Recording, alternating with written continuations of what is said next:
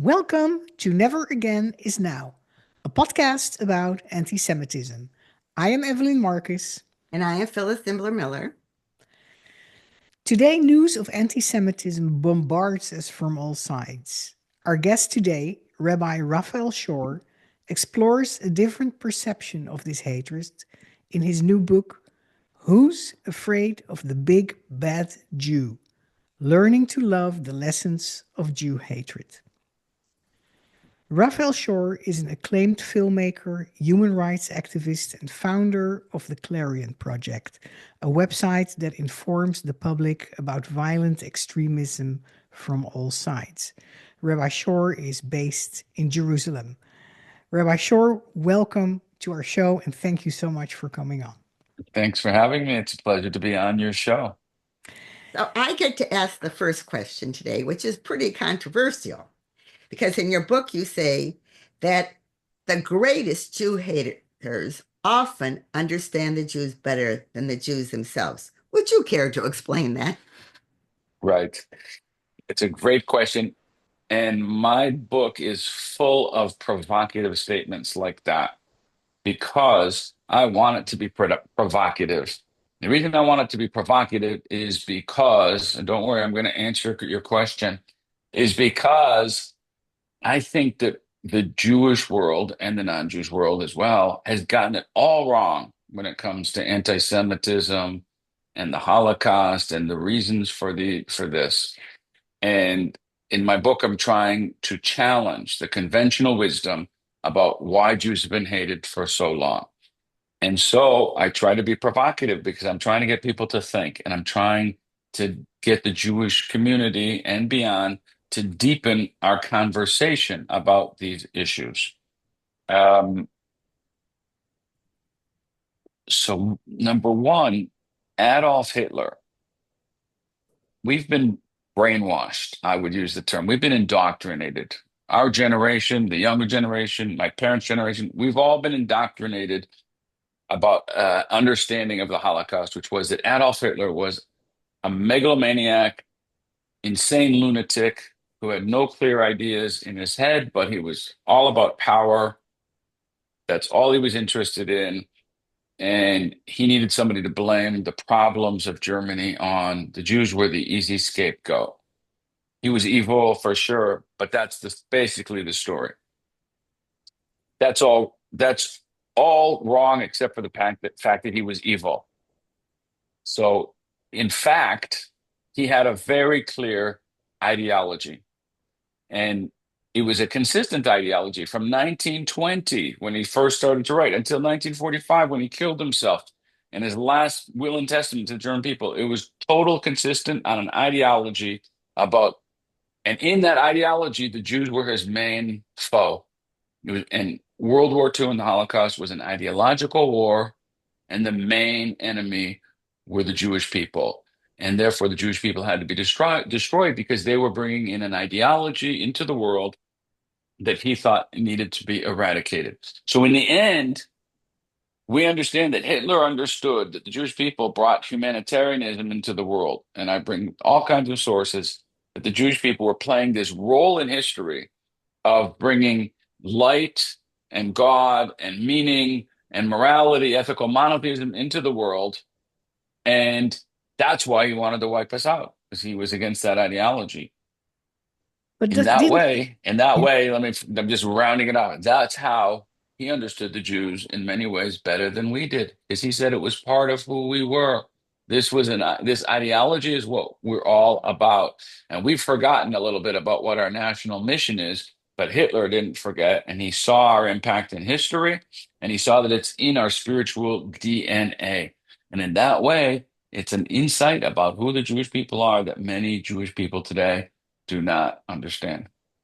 now he had a racist theory in which the Jews were at the bottom of the hierarchy. They were the worst race in his eyes. They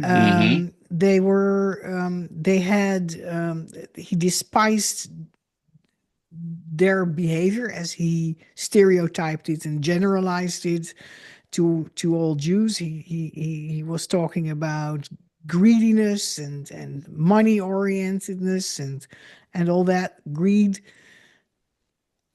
So what is it in the Jewish ideology that he despised? Yeah, right. So what you just described is the propaganda machine that they used to whip up the masses. And that's the part that we Jewish people have latched onto as if that's really why they hated us. And they certainly painted the Jews as a despicable people, as a immoral, money grubbing, selfish, ugly people. That was all part of their propaganda. But the deeper reason, and the only reason that actually makes sense in terms of why genocide is necessary, was because, and this is what the leadership of the Nazis understood in a deep way, was because it was an ideological battle. And they were, so Hitler was carrying these two things at the same time. At the one hand, the Jewish people are despicable and ugly and immoral. And on the other hand, the Jewish people were the greatest threat, the greatest superpower in the world that was his only real threat in terms of upending the ideology. And Hitler's purpose was not just to become a megalomaniac ruler of the world. He was changing the ideology of the planet. That was his main goal. And the Jews stood in the way. And it was the Jews as a race and our spiritual DNA that he understood. And he said the Jewish people are always going to stand in the way of this ideology of might makes right and power and domination, which he wanted to establish as the main domination. So he saw the Jews had transformed the world with the help of Christianity, Judeo-Christian values. And he saw that that was terrible. The idea of equality, peace, love, those ideas needed to be tossed out. And in order to do that, he had to kill every single Jew. And so he said over and over again, this war is really between me and the Jews, and they're the most dangerous threat. So when he talked about all the time, the Jews are our misfortune, the Jews are they're the threat. It wasn't just propaganda. He really believed that because it was ideological, that the Jews were the greatest threat. It wasn't just irrational propaganda. I'd like to rephrase that in a very simple sentence because I also saw your documentary. Basically, you're saying that Hitler's view of a totalitarian total world was Mhm. threatened by the Jews' humanity. Is that what you're saying? Yep, by the Jewish ideology of humanitarianism and love and peace and those values were threatening Hitler's idea of that came was based on social Darwinism and might makes right, etc. Two ways of looking at the world, and the Jews were winning. So he needed to take on the Jews But why did he think the Jews were winning? It's such a small percentage. because the ideology was winning. The ideology had taken over Western civilization. America today is based on liberal values, which are based on the Torah. The values that the Jewish people through the Torah, the Bible, brought into the world. Christianity was the main vehicle that Jewish values got brought into the world. Western Europe was based on it. Democracy is based on it. Democracy is based on the rights of the individual, every individual. Social Darwinism, might makes right, does not have the rights of the individual. You destroy the weak, you destroy the poor, you don't help the poor. So it's the opposite value system, and one threatens the other. And so when Hitler looks around the world in the 20th century, he says most of Western civilization, Western Europe, has bought into Judeo Christian values. And so that's why it was such a serious problem. And he saw himself as the last chance for humanity to bring it back to the values of paganism and might makes right. And so he was serious about it. And the only way to do it seriously, he called himself a rational anti-Semite. And to be a rational anti-Semite means understand the problem and solve the problem, which means to wipe out the entire Jewish people. If you want to wipe out the ideology, because otherwise the Jews are going to continue bringing it into the world, whether they're religious or not, because they'll come up with every social, even when the Jews are not religious, they're coming up with they're leading the women's rights movements. They're leading every social cause every liberal cause. They're making an impact in the world in those ways because it's in the Jewish DNA, and Hitler understood that. But why not Christianity? Why didn't he make a war against? I mean, I do know that he uh, wanted to make Nazism in place of the church in Germany, but why not Christianity? Why didn't he take them on? Right. So it's a great question, and the answer is that the question is a mistake. That he had every intention of completely wiping out Christianity. Oh, Period. Yes, it's again part of the ridiculousness that we've been indoctrinated to not understand that. He wrote about that constantly in his private conversations, and he was totally clear that when the war is over, he said, and this is pretty basically a quote, when the war is over, the last great cause will be to destroy Christianity. Only then will the German nation be secure. And he said, and all these quotes, I have many, many quotes of the ideology in my book that describe his attitude to Christianity and his plan to wipe it out. And he said, religion, Christianity, and Germans cannot live together. Nazism and Christianity cannot live together. They are opposites. So, yes, it's completely consistent with his ideology. He was going to destroy it. Why didn't he pick them first? That's the real interesting question. So if he understood that Christianity actually did a bigger job bringing these ideas into the world, so why didn't he go after them first? And the answer is twofold. And again, these are his answers, not mine. Number one, that with the Jews, it's in their DNA. Within the Jews, it's a racial thing. So he believed that Western European man, it's not natural to who they are. It was an ideology that was imposed on them by the Jews in Christianity, and they will return to their natural state, which is the might makes right state, war and violence and domination, and not humanitarianism values. Felt it. If we get rid of the Jews, they will return.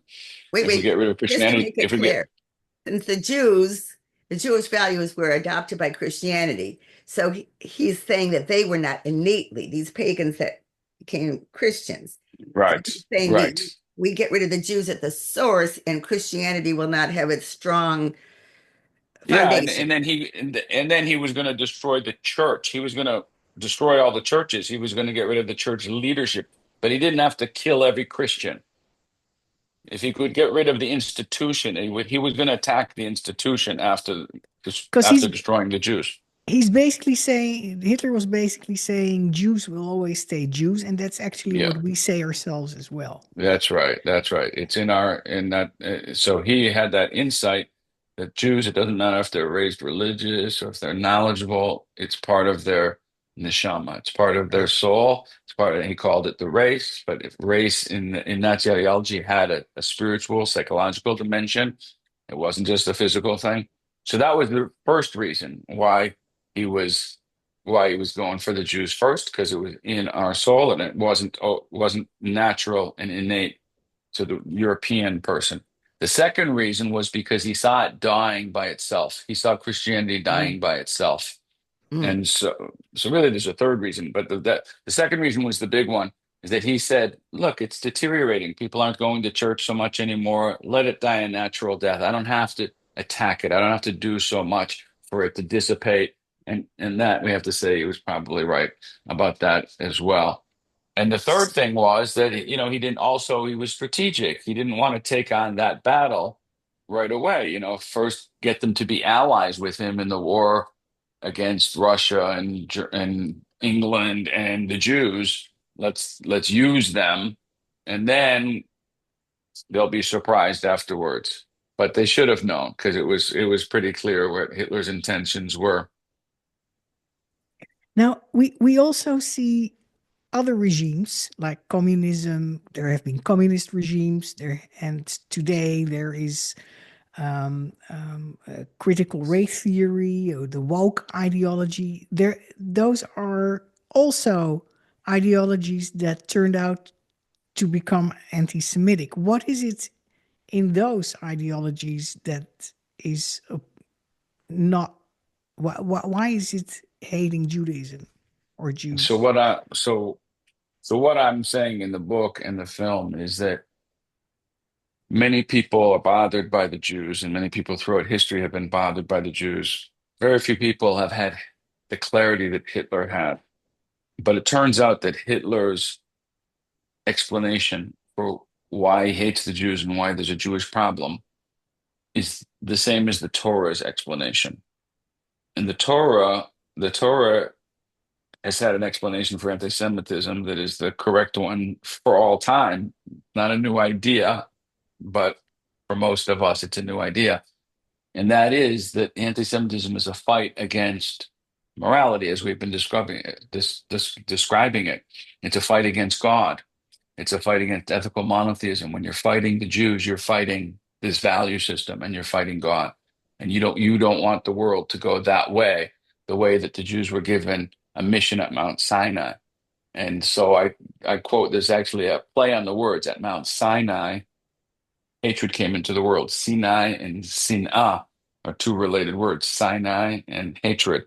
So at Mount Sinai, hatred came into the world because when the Jewish people were given this mission to bring these ideas, humanitarian ideas and ethical minds into the world, that provoked a negative reaction. That's anti-Semitism. So communism, which is a totalitarian system of atheism, Mhm. is of course going to hate the Jews. It's of course every totalitarian system hates the Jews because the Jews are bringing freedom, liberal values, love, the dignity of the human being, the sanctity of life, equality and freedom. Those goes against totalitarian system, but especially a totalitarian system that's all about atheism. So of course they were also interested in seeing the Jews destroyed and seeing religion destroyed. Wait. Wokeism is more fascinating. Wokeism today is fascinating, but we see the LGBTQ community aligning themselves with Hamas today. So what does that tell you? They're also the common denominator is that they're fighting the Jews and they're fighting this value system. Wokeism, those same people who are fighting the Jews on campus, the elite woke leaders are fighting America as well. Because America is based on these Jewish values as well at its core. And that's a war that's going on ideologically in America as well. So the ones who stand with the Jews are also the ones who stand for American core values and Judeo-Christian values. And the ones who are fighting American Judeo-Christian values are fighting the Jews. It's all very consistent, and it is the story of human history and the story of anti-Semitism. And Okay. maybe it's also the individual responsibility, which is a Jewish Hmm. value that Yeah, wokeism doesn't 100%, like. Yeah. 100%, 100%.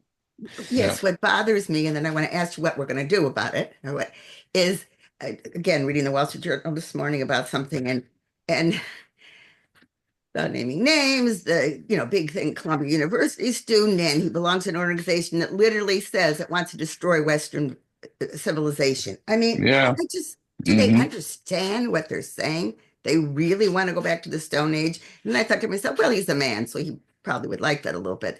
But I want to know before you tell us the solution, do you really think that as a rabbi, that I don't want to say man, that humanity is naively, is natively, whatever the word is, inherently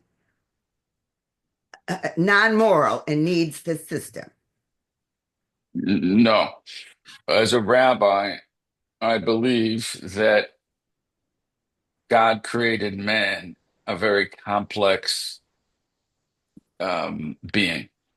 He created a body, which is of the physical world, and he inserted miraculously into an animal body a soul, a spiritual. So a man is an animal with a soul. He's got a godly part of him, and he's got an animal. The same way we have a part of us that is the exact same thing as all the other animals on this planet that wants to eat and conquer and have sex and sleep and not be responsible. And that's a part of us. And and it has its urges and it's pulling us in one direction. And then on the other hand, we have a soul that's bringing us to a higher purpose and tries to get us to be good people and love people and connect to a higher purpose and meaning, right? So we have those two drives. Viktor Frankl discovered that man's search for meaning is the number one drive of humanity. But we've got these other drives too. And it's a competition. It's a competition in every person's life. So a person can choose. That's the free will. This is the core purpose of every human being's life is to use their free will. As we have these two competing parts, and I talk about all of this deeply in my book. And so this battle that rages inside of every human being is the same battle of human history. And so we have societies that tend towards the animalistic. Hitler wanted to bring us back to the world of the body, the world of an animal. And he didn't want to recognize that we had a spiritual being, that we should elevate ourselves and become ethical, monotheist, and humanitarian. And he said that's terrible. But that's the story of history. The Jews have been bringing these ideas into the world. Sometimes they get adopted. Sometimes there's a reversion. And there's, and thank God, overall in history, humanity is getting closer and closer. So we're in a good trajectory. So I think that human beings are good because they have a soul. They're created in God's image. At the same time, they've got a body. So they've got the part of them that's pulling them there. Now what do they do with it? That's the whole test of life. That's the whole test of human history. And that is the explanation of why the Jewish people have been at the center of the play. In Act One, Act Two, Act Three, every part of human history, the Jews have been at the center because this is the story of humanity.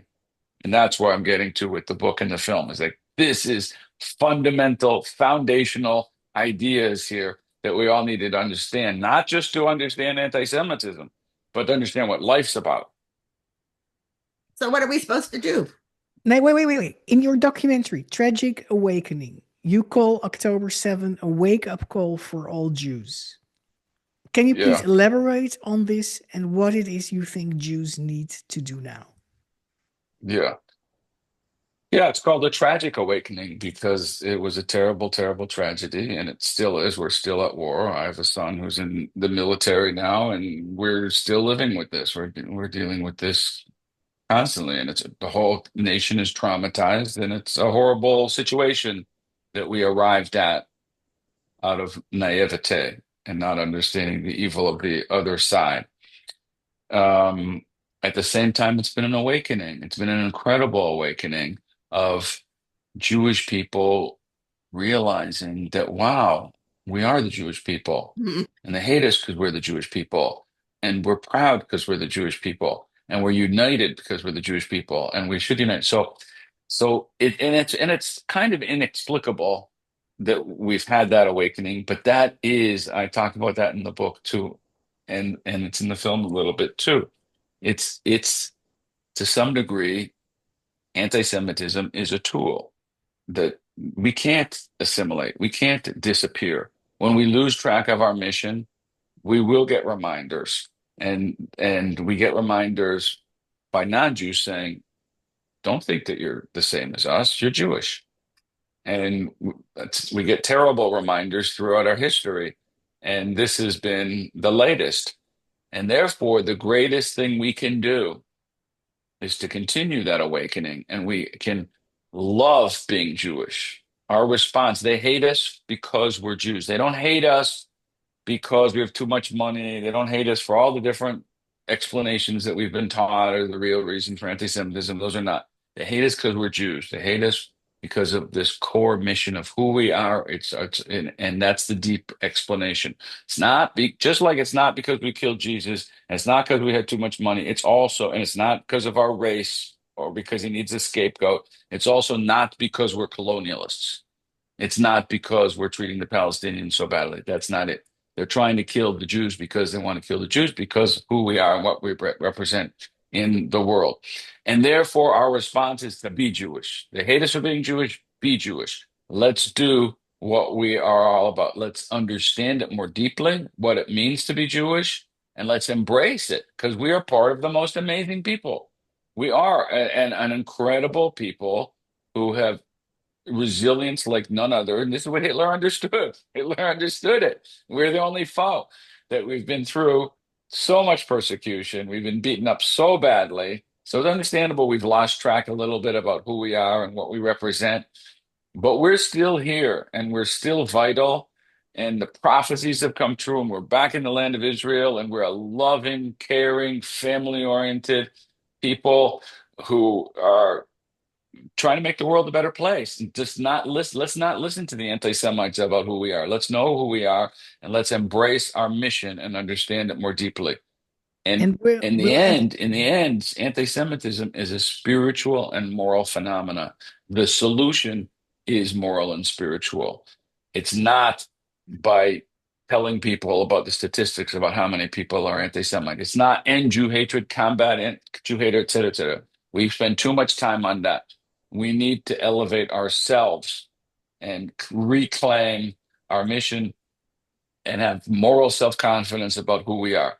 That is a huge job because we've done a poor job educating our next generation about what it is to be Jewish. So it's a major job, but that I believe is where we need to go with all of this. so, Rabbi Shor, are you then in effect putting the responsibility for reducing Jew hatred on the Jews themselves? Is that not a Mm, kind of blaming the Yeah, no, I'm victim? glad you asked that. I'm glad you asked me to clarify that. No, the anti-Semites are 100% responsible for being on the wrong side of history and for being evil. They're 100% responsible. I just don't think that that's where we should be putting our emphasis. I don't think that when the Anti-Defamation League creates all these studies and explains that 46% of the planet are have anti-Semitic views, and that the Jewish people spend $80 million a year or $100 million a year on the Anti-Defamation League to tell us that 46% of the world is anti-Semitic. I don't think that that stops anti-Semitism. I don't think that helps anti-Semitism. I don't think it helps the Jewish people in any way because I was brought up with a narrative of anti-Semitism and the Holocaust. That's not inspiring. I think we have an incredibly positive, inspiring story. That's what we should be telling our people. That's what we should be connecting with. And of course, if there's anti-Semites, take them on, beat them up, destroy them in war. 100%. We have to take care of the physical enemies and deal with it and be tough about it. All right. Have a backbone and be tough. But the deeper reason is that we need to connect to who we are as Jews. It's a spiritual and moral phenomena. And and if we get to the ultimate point, they may continue to hate us, but they won't have the power. They won't be able to. God's involved. So let's just take a practical situation of college students right now, and Jewish college students in the university. What should they be doing to be proud Jews? They should get involved with the Jewish organizations, and they should study about what it means to be Jewish. They should celebrate Jewish holidays. They should come together socially and enjoy each other. They should not be intimidated. They should also, if there's protests against Israel, they should get out there and get in their face and not be intimidated by them. And they should remain strong and proud and increase their Jewish connection. That's what they should do. And if You they know, do that, they'll get a lot of respect I and they'll think respect themselves. in an ideal situation that you described, that Jews would be very involved with Jewish values and living by them and be proud of them and of themselves as Jews and their Jewish identity and lifestyle, then and spirituality, then that may have a universal appeal naturally to other Hmm. human beings who have a soul as well, right? It Yeah, appeals to the soul. right, right. And every human being has a soul, And right? that may calm Yeah, down the right, right. That's why when I speak to the animal spirit of destroying each other, maybe. exactly, exactly. And that's what I spent the last couple of weeks. speaking to Christian groups and being in Christian conferences, and I was on the 700 Club, and it's the same thing. They asked, what can we do to make a difference? And I said, be proud of Judeo-Christian values. Like, own them, embrace them, bring them more into the world. Because if we do, if America was really strong with Judeo-Christian values, then we wouldn't have the campus fights. The campus fights are a combination of Islamists and anti-American, anti-Judeo-Christian, liberal, progressives. So that's who's fighting it. So it's the same thing. It's not just a Jewish message. It's a message for all people to get on the right side of history and own these values and help bring light into the world. It's the story of light versus darkness, good versus evil. At the end of the story, this is the core issue. So what side are you on? And October 7th made everybody think about it, and everybody has to take a side and make a decision. In the end of the day, I'm coming from a very optimistic and positive purpose, and that's why I wrote the book and wrote and produced the film. I believe that we can use this opportunity to get incredibly inspired and understand more deeply who we are, what it's about, and through anti-Semitism, through understanding anti-Semitism, we can understand more deeply who we are and what we're about, and embrace it, And what our mission and through is. that. And what? And what our mission is. By And our mission. reminding us of Yeah, our yeah. mission in life. Yeah. No, Yeah, in yeah, the world, our mission in the world. yeah, yeah. So first we need inner armor. Young Jews, especially today, they're being attacked. So they need inner armor. The inner armor comes from the understanding. And then the higher level is, okay, I'm protected against the anti-Semitism. I'm protected against the double standards. I still have moral self-confidence. And then the higher level is, yeah, embrace the mission, play a role. Everybody can play a role in making this world a better place. The last What chapter of the book, I tell 15 stories of amazing people who have faced the anti-Semitism and responded spiritually and morally, and it's super inspiring. Great, great. What advice do you have for individual listeners to undertake to carry out your philosophy today? Well, I encourage everybody to buy the book so they can get a deeper understanding of what it is. Bring the film to your community, and they can go to tragicawakening.com, and they can help with these kind of things, because I think these are pivotal ideas that everyone needs to deepen. But yeah, get involved. Find out more about what being Jewish is about. Learn Torah. Get involved with Jewish organizations in your community. Get involved with pro-Israel organizations in your community. Stand up. Take a role. Be involved in the Jewish community. That's the greatest response. we will include a link to the book, but it's not an affiliate link, and a link to the website for the documentary in the description so that people can find it easily. And I think this is a really good place to stop, unless you have a last words, Rabbi Shor. But I think we should take up this challenge seriously and see what we all can do individually. Thank you. No, I think I've said what I need to say, and I appreciate you guys asked great questions, and it was really a pleasure being on your show. Thank you for having me. And it was great having you, Rabbi Shor, and I'm deeply inspired by your documentary and your book and your words in this interview. Thank you. And I Thank hope you. many other listeners are too. So we thank Appreciate our it. listeners too, besides thanking Rabbi Shor.